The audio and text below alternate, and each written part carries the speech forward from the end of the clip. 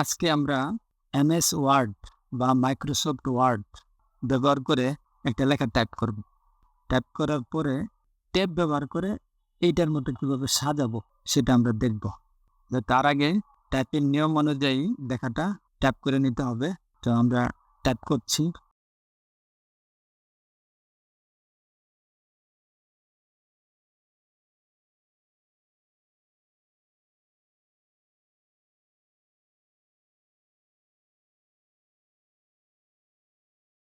Type করা হয়ে গেল। এই লেখাটাই আমরা এখানে যেরকম আছে ঠিক এটার মতো সাজাবো। মাইক্রোসফট ওয়ার্ডের নিয়ম অনুযায়ী সাজাবো, হাতুড়ে পদ্ধতি না। হাতুড়ে পদ্ধতিতে আমরা অনেকেই সাজাই, তো দেখা যায় সেটা নিয়ম অনুযায়ী হয় না। আমরা এই যে এরকম স্পেস বার চাপ দিয়ে দিয়ে দিয়ে দিয়ে এরকম সোজা করি, সোজা করে এইভাবে দেখা যায় আমরা সাজাই। তো এটা কোনো নিয়মের মধ্যে পড়ে না। তো এই লেখা আবার এডিটিং করা, আবার এদিকে সরানো, ডানে বামে নেওয়া, এটা খুবই ঝামেলার বিষয়।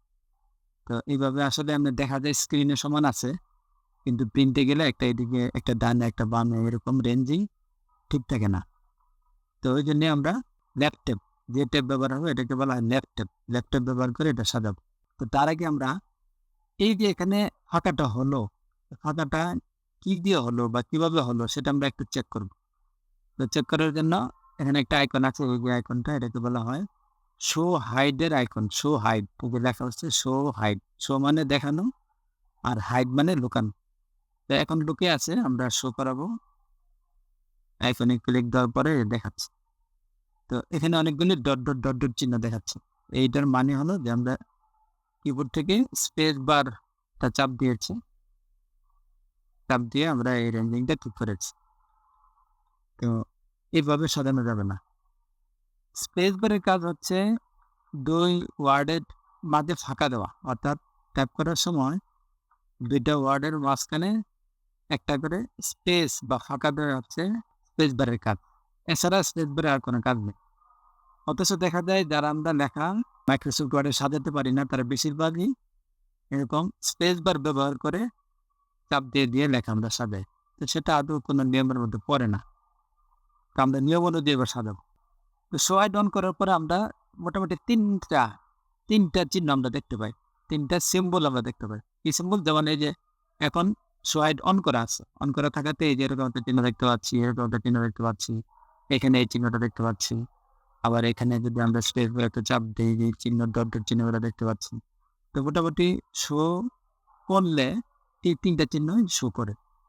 তো চিহ্ন দিয়ে কি বোঝায়? যে এটা দিয়ে বোঝাচ্ছে যে আমরা এখানে কিবোর্ড থেকে এরকম ট্যাব বোতামটা চাপ দিয়েছি, চাপ দেওয়ার পরে এরকম চিহ্নটা আসে। আমি যদি আবার চাপ দিই আবার আসবে, যেমন এই যে চাপ দিলাম, এই যে আবার আসছে।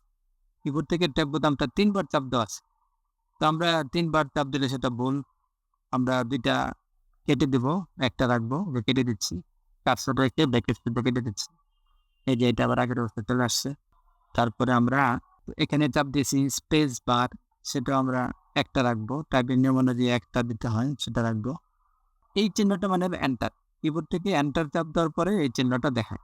এন্টার আমরা দেখে নিতে পারি, যেমন এখানে কার্সর রাখার পর আমরা যদি কিবোর্ড থেকে এন্টার চাপ দিই, এই যে 2বার এন্টার চাপ দিয়েছি, এই 2টা চিহ্ন আসছে। তো এটা যদি আমরা আবার হাইড করে দিই, এখানে ক্লিক দিলাম, এই যে হাইড হয়ে গেল, মানে লুকাই গেল, কোথায় কি চাপ দিয়েছি সেটা দেখাচ্ছে না। আবার ক্লিক দিলে দেখাচ্ছে। তো এই যে 2টা এন্টার চাপ দেওয়া হলো এখানে, এটা হচ্ছে ভুল টাইপিং। তো এগুলি চাপ দেওয়ার কোনো নিয়ম নেই, এগুলি আবার ভবিষ্যতে সমস্যা করবে। তো আমরা এগুলো কেটে দেবো, উঠাই দেবো। তাহলে কার্সর এখানে রাখবো, রাখার পরে কিবোর্ড থেকে ব্যাক স্পেস চাপ দেবো, এই যে ব্যাক স্পেস চাপছি, একটা কেটে গেল, আবার চাপ দেবো ব্যাক স্পেস, কেটে গেল। এখন আমরা এটা হাইড রাখবো, এই যে হাইড হয়ে গেল, অর্থাৎ কিবোর্ড থেকে আমরা কোথায় কি চাপ দিয়েছি সেগুলো হাইড হয়ে গেল, লুকাই গেল।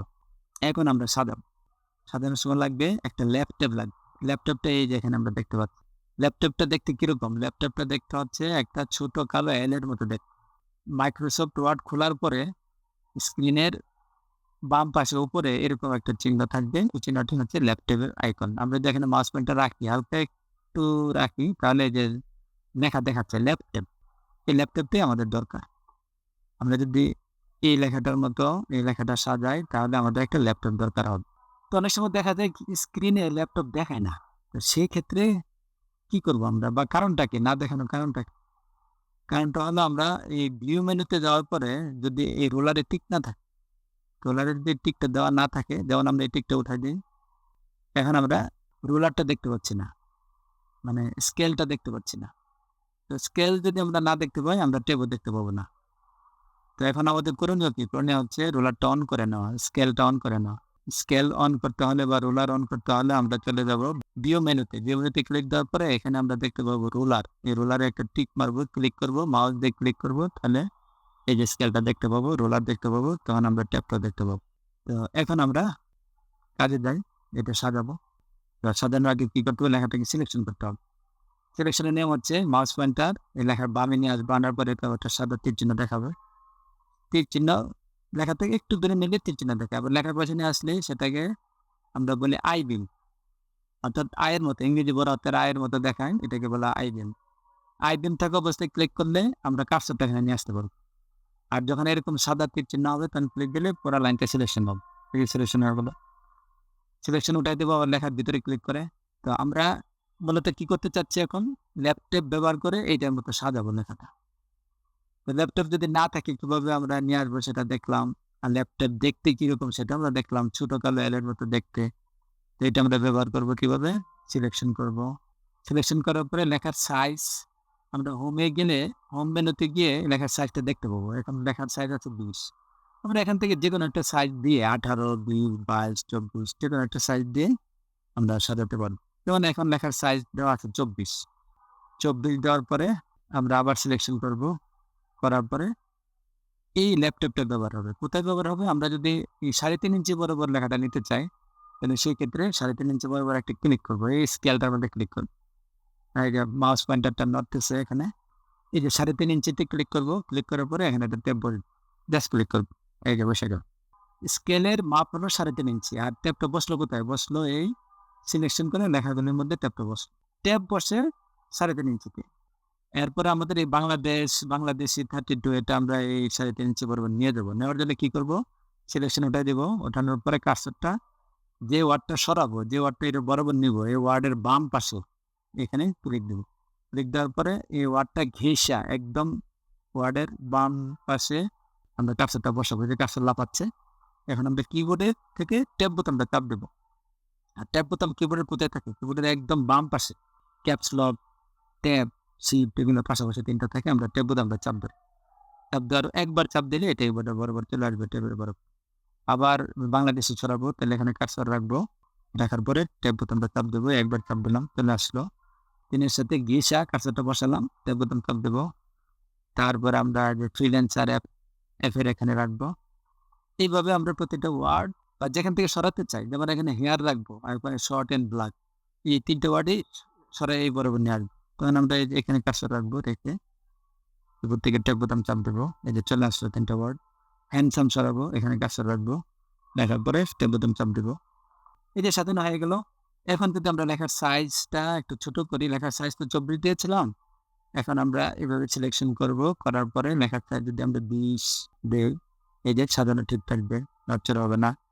তারপরে আমরা যদি 18 দিই, 14 দিই, সাজানোটা ঠিক জায়গায় যেখানে সাজিয়েছিলাম ঠিক ওখানে থাকবে, নড়চড় হবে না। আর যদি হাতের পদ্ধতিতে স্পেস বার চাপ দিয়ে আমরা সাজাতাম, তাহলে এটা কোনোদিনও এরকম ঠিক থাকতো না। একটা লেখা এইদিকে, একটা বাংলাদেশ একটা এইদিকে, বাংলাদেশ এইদিকে, অর্থাৎ অজগরল হয়ে যেত। তো ওই জন্য নিয়ম হচ্ছে এসব বস্তু এরকম ভাবে যদি আমরা লেখা সাজাতে চাই, তাহলে অবশ্যই ল্যাপটপ ব্যবহার করে কাজটা করতে হবে। ল্যাপটপের কাজ হচ্ছে লেখা এই বাম দিকে সমান রাখ, যেমন এটা এই যে বাম দিকে সমান রাখছে, এই যে সোজা বাম দিকে সমান, এই জন্য ল্যাপটপটা আমরা ব্যবহার করি। আর যদি বলে তো এই রাইট দিকে সমান রাখতে চাই, তাহলে আমরা রাইট দিক সমান রাখার জন্য রাইট ট্যাব ব্যবহার করতে হবে। আচ্ছা, রাইট ট্যাবের কাজটা এটা আরেকদিন দেখাবো। আজকে আমরা ল্যাপটপের ব্যবহারটা দেখতেছি, ডিটেলস দেখতেছি বিস্তারিত। তো এখন যদি বলা হয় যে লেখার সাইজটা আমরা 24 রাখবো বা 22 বা 23, যেটাই আমরা রাখতে চাই, যে 22 রাখলাম। এখন যদি বলা হয় যে গ্যাপটা আমরা কমাতে চাই, তো সেই ক্ষেত্রে কি করবো? সিলেকশন করবো, লেখা সিলেকশন করে এই ট্যাবটা আমরা চাপ ধরে, আর ট্যাব ধরার নিয়ম কি? ট্যাব ধরারও নিয়ম আছে। মানে মাউস পয়েন্টার নিয়ে যাবো, নেওয়ার পরে যে যখন এরকম একটা সাদা তীর চিহ্ন হবে, তীর চিহ্ন আর সূচের মতো মাথাটা এই ট্যাবের মধ্যে হালকা একটু লাগাবো, লাগার পরে ওই যে ল্যাপটপ লেখাটা দেখাচ্ছে। ল্যাপটপ লেখা দেখাক বা না দেখাক এটা বিষয় না, বিষয় হচ্ছে হালকা ভাবে এই ট্যাবের মধ্যে কালারটার মধ্যে লাগাবো, ল্যাপটপে লাগাবো সূচের মতো মাথাটা লাগিয়ে মাউসের বাম পাশ চাপটা ধরে আমরা এই স্কেলের বরাবর যেখানে না রেখে দিব ঠিক ওই বরাবর, যেমন এই যে সুতার মতো একটা লাইন দেখাচ্ছে, আমরা যদি 2.5 ইঞ্চিতে রাখি 2.5 ইঞ্চি বরাবর হয়ে যাবে, যেখানে ছেড়ে দিলাম যে এখন 2.5 ইঞ্চি বরাবর লেখাটা হয়ে গেল।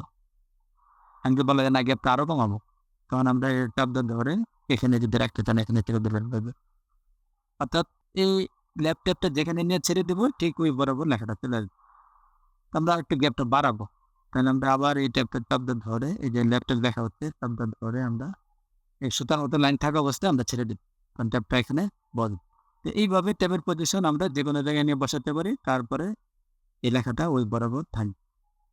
তো অনেক সময় দেখা যায় আমরা এই ট্যাপটা সরাতে গিয়ে আরেকটা ট্যাপ বসে যায়, যেমন সরাতে গিয়ে দেখা গেলো এখানে এই যে এখানে ক্লিক করে আরেকটা ট্যাপ চলে আসে, এই যে একটা ট্যাপ দেখাচ্ছে, এই যে এই ট্যাপটা দেখাচ্ছে, এই ট্যাপটা থাকা অবস্থায় একটা ট্যাপ চলে আসছে। এখন আমার করণীয় কি, এটা তো এই ট্যাপের বরাবরটা আসতেছে না, এই লেখাটা আসতেছে না, এটা এখানে রয়ে গেছে। তো সেই ক্ষেত্রে আমরা কি করবো, এটা চাপটা ধরে এই সাদা এখানে ছেড়ে দেবো, এটা উঠে যাবে। তাহলে আমরা এইটাই সরাতে চাই। অবশ্যই তার আগে কিন্তু অবশ্যই সিলেকশন থাকতে হবে। লেখা সিলেকশন যদি না করি, তো যেখানে কার্সর লাভ হবে ঠিক ওইটাই, এখন যদি ট্যাব আমরা সরাই তাহলে একটাই ওইটাই যাবে, এই যে একটাই চলে গেছে। কারণ কি, কারণ সিলেকশন নাই, কার্সর লাভ হচ্ছে ন্যাশনালিটি লাইনে, ওই জন্য ওই ট্যাবটাই বাংলাদেশিতেই সরে গেছে। তো এখন আমার করণীয় কি, এখন করণীয় হচ্ছে আন্ডু করা। ডো মানে করা আর আন্ডু মানে না করা, আমরা এটা চাচ্ছি না, এই যে নট চলে হয়ে গেছে এটা আমরা চাচ্ছি না, এটা আমরা পিছনে ফিরে যাবো, ব্যাকে ফিরে যাবো, ব্যাকে ফিরে যাওয়ার জন্য আন্ডু, এই যে আন্ডু আইকনটা হচ্ছে এটা, যার সঙ্গে ক্লিক দেবো, এই যে আন্ডু করার পর একবার পূর্বের অবস্থা ফিরে আসছি। এখন আমরা সিলেকশন করে এই ট্যাপটা ধরবো, ধরে যেখানে নিয়ে বসাই দেবো ঠিক ওখানে থাকবে। এই যে সুতার মতো লাইন থাকা অবস্থায় ছেড়ে দেবো, এই যে চলে আসছে। আবার এটা এখানে নেবো, এই যে চলে আসছে। এখন সুতার মতো লাইন একটু নিচে আসলেই সুতার মতো লাইন দেখাবে না, আবার একটু উপরে নিলেও দেখাবে না, আবার স্কেলে থাকা অবস্থায় দেখাবে। যেমন আমরা এই যে সুতার মতো লাইন নাই, এখন যদি ছেড়ে দিই ট্যাপটা উঠে গেল, এখন ট্যাপ নাই, এই লেখার মধ্যে ট্যাপ নাই, কিন্তু ট্যাপ বোতাম চাপটা আছে, ট্যাপ বোতামটা চাপটা আছে দেখার জন্য হচ্ছে শো হাইড, এখানে ট্যাপ বোতাম চাপটা আছে, এখানে চাপটা আছে, দেখাচ্ছে এখানে চাপটা আছে। তো এখন আমরা শো হাইডটা অফ করে দিয়ে আবার ট্যাপ বসাবো, এখানে সিলেকশন করবো, করে ট্যাপ যে মাপে বসাবো ঠিক ওই বরাবর মানে লেখাগুলো চলে যাবে, বাংলাদেশ, বাংলাদেশি, 32, ফ্রিল্যান্সার, এই লেখাগুলো চলে যাবে। আমরা এখানে ক্লিক দেবো, ট্যাপ বসালাম, ল্যাপটপে চলে আসছে।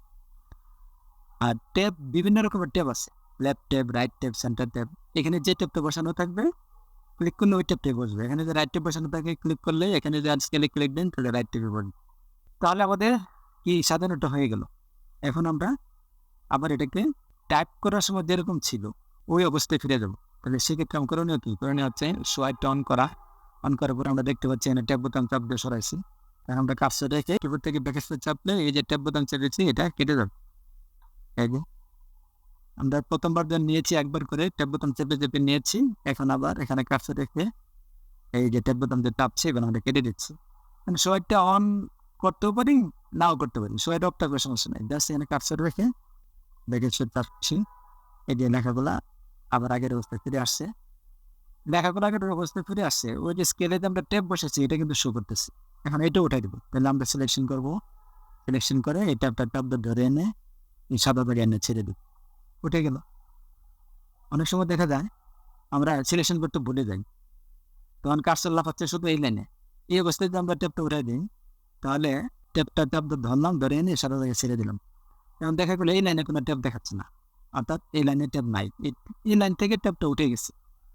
এখন আমরা যদি চেক করি নিচের লাইনে ট্যাব আছে কিনা, কার্সর রাখবো, কার্সর রাখার পরে এই দেখুন শো করতেছে, অর্থাৎ ট্যাবটা উঠেছে শুধু এই লাইন থেকে ওঠে নাই।